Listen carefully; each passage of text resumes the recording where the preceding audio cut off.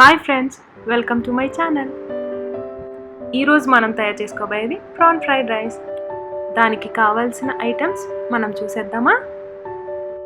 చిన్నగా తరిగిన cabbage, carrot, ఉల్లిపాయలు, పచ్చిమిరపకాయలు, కొత్తిమీర, పుదీనా, క్యాప్సికమ్, అల్లం, వెల్లుల్లిపాయలు, ప్రాన్స్ మరియు కోడిగుడ్డు కూడా కావాలి.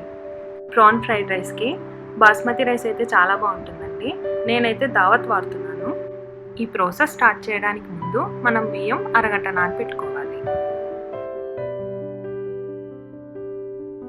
బాగా కాగిన నూనెలో కోడిగుడ్లు వేయించుకొని చిన్న ముక్కల కింద పక్కన పెట్టుకోవాలి.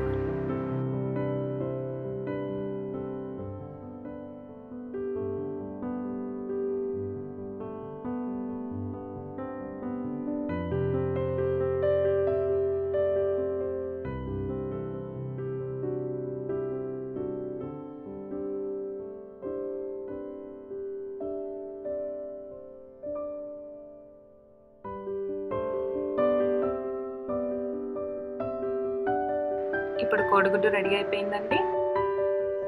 ఇప్పుడు మనం ప్రాన్స్ వేపుకుందాం. నేనైతే ఆల్రెడీ ఉడకపెట్టుకున్న ప్రాన్ తీసుకున్నానండి. మీరైతే డైరెక్ట్గా పచ్చి కూడా తీసుకోవచ్చు, ఏదైనా ప్రాబ్లం లేదు.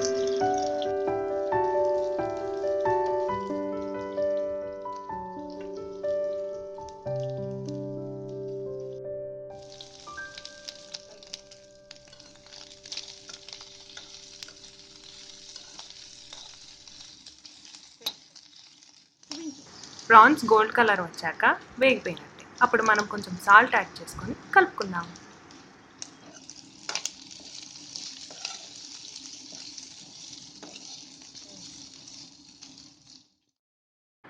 ఇప్పుడు ముందుగా నానబెట్టిన బియ్యం తీసుకొని గ్లాస్ బియ్యానికి గ్లాసున్నర నీళ్లు పోసుకోవాలి.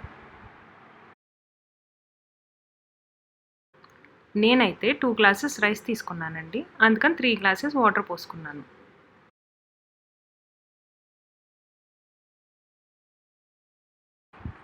అన్నం వండడానికి ముందు మనం ఒక స్పూన్ ఆయిల్, కొంచెం ఉప్పు, ఒక చెక్క నిమ్మరసం పిండాలి. ఇవన్నీ వేయడం వల్ల అన్నం చాలా బాగుంటుంది. ఇప్పుడు మీరు అన్నం వండుకొని పక్కన పెట్టేసుకోండి. ఇప్పుడు ఒక గిన్నె తీసుకుని 2 చిన్న కప్స్ ఆయిల్ బాగా మరగనివ్వాలి.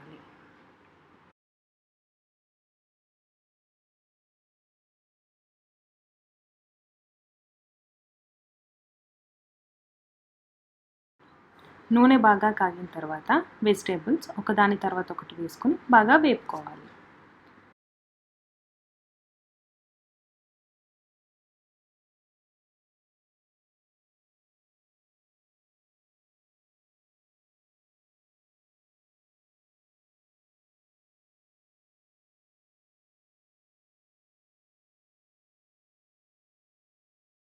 మధ్య మధ్యలో కూరగాయలు బాగా కలుపుతూ ఉండండి. క్యాబేజ్ పచ్చివాసన ఉంటే అసలు బాగోదు, సో బాగా వేగనివ్వండి.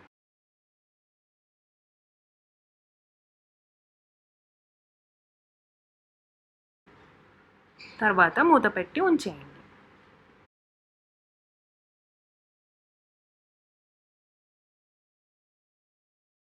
బాగా వేగిన తర్వాత కొంచెం ఉప్పు, మిరియాల పొడి వేసి బాగా కలుపుకోవాలి.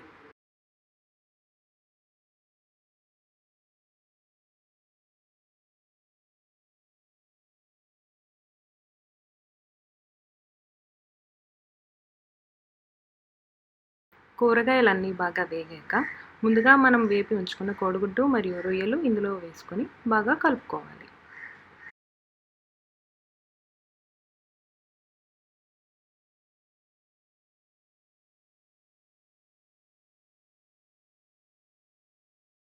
అన్నీ వేసి బాగా కలిపిన తర్వాత ఇప్పుడు చిల్లీ సాస్,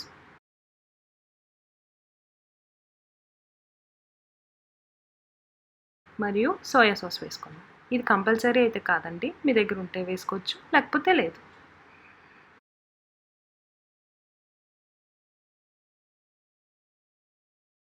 ఇప్పుడు ఒకసారి బాగా కలపండి. అన్నిటికీ పడితే రుచి చాలా బాగుంటుంది.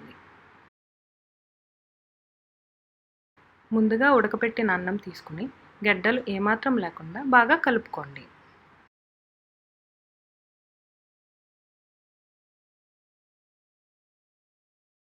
కలిపిన అన్నాన్ని మీరు కొంచెం కొంచెంగా తీసుకుని కూరగాయల్లో వేసి బాగా కలపండి.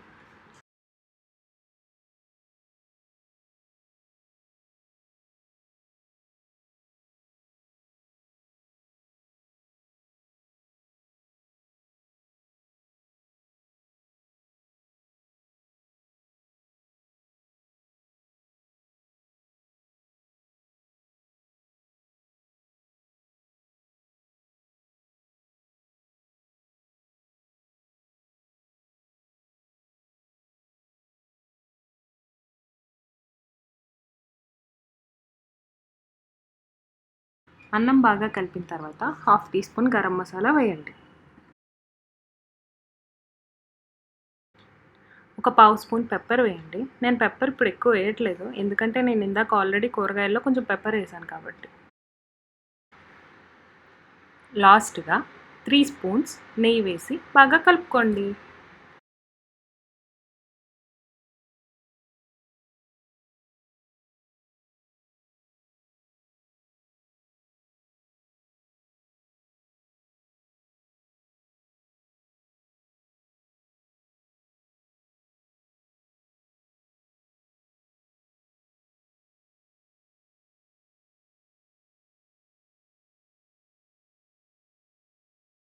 అంతే, బాగా రుచికరమైన ఫ్రైడ్ రైస్ తయారైపోయినట్టే.